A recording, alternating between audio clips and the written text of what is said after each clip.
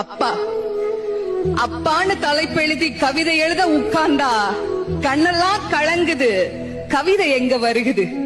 எனக்கு சின்ன காயம் பட்டாலே நீ துடியா துடிப்ப. உனக்கு பெரிய அடியே பட்டாலும் அசால்ட்டா நீ நடப்ப.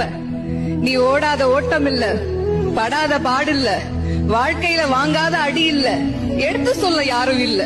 படிச்சு பட்டம் கிட்டோன்னு ஏறும் வாங்கினது இல்ல. பரம்பரை பணக்காரன் இல்ல.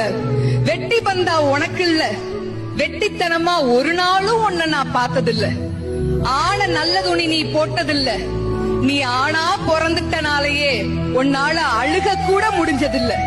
பம்பரமா நீ சுத்த, பக்குவமா நான் இருந்தேன்.